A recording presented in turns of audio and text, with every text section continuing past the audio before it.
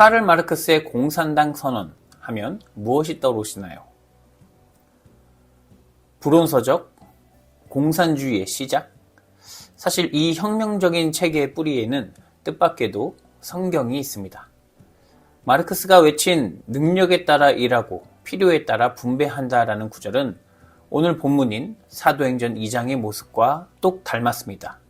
하지만 왜 마르크스의 이상은 실패했고 초대교회의 모습은 2000년이 지난 지금도 우리에게 울림을 줄까요?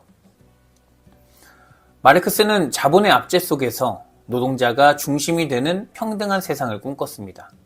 하지만 마르크스의 꿈만 같은 이론은 인간의 욕망 앞에서 실현 불가능하다는 것을 깨닫게 해주었습니다. 소련이나 중국, 북한과 같이 산업적으로 미성숙한 나라들이 공산주의를 받아들였고 그 속에서 인간은 또 다른 지배 계급을 만들었습니다. 인간의 욕망이 배제된 시스템은 결국 감시와 경직된 율법으로 무너지고 맙니다. 모든 물건을 서로 통용하고 재산과 소유를 각 사람의 필요에 따라 나누었다 하는 초대교회의 이상을 받아들였던 수많은 공동체도 비슷했습니다. 공정하게 나눈다는 행위에 집착하면 결국 권력관계가 형성되고 갈등이 생기기 마련이죠. 사도행전의 성도들이 재산을 팔아 나눌 수 있었던 건 그들이 착해서가 아니었습니다.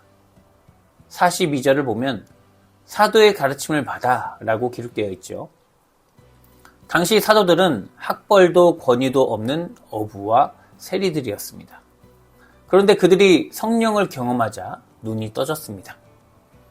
하나님은 경계를 긋는 분이 아니라 허무는 분, 온 인류의 아버지라는 진리를 온몸으로 깨달은 것입니다.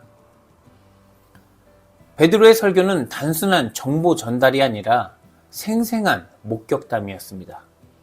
이 살아있는 말씀이 사람들의 마음을 찔렀습니다. 하나님을 진짜 알게 되면 삶의 방식이 바뀝니다.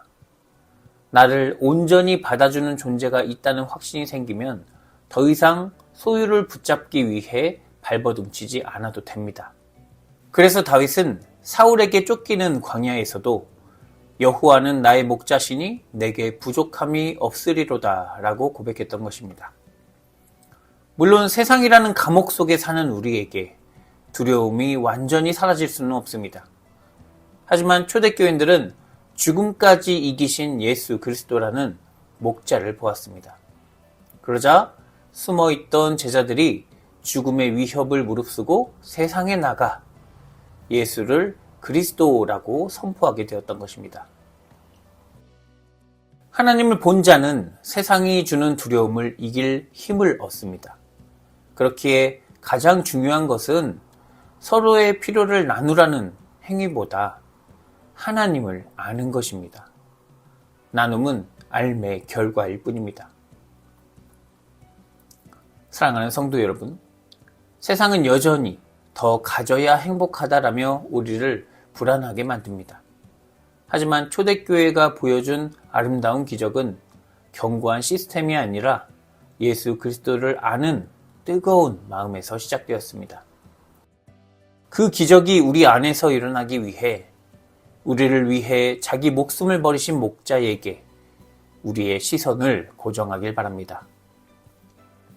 소유에 집착하는 마음에서 자유를 주고 끊어진 관계를 회복하게 하시는 하나님의 놀라운 역사가 우리의 일상에서 시작될 것입니다.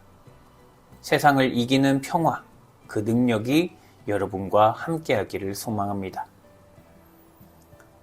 사랑과 은혜의 하나님, 우리 일상에 참된 평화를 열어주는 하나님을 아는 지식과 사랑을 경험하게 하시옵소서. 세상은 끊임없이 소유가 없으면 불안할 것이라 우리를 위협하지만 사도들이 만난 부활의 경험, 즉 나의 생명이 오직 예수 그리스도 안에서만 지켜진다는 사실을 깨닫게 하시옵소서. 또한 그 깨달음으로 서로의 생명을 살리는 거룩한 하나님의 자녀가 되게 하시옵소서. 예수 그리스도의 이름으로 기도드립니다. 아멘.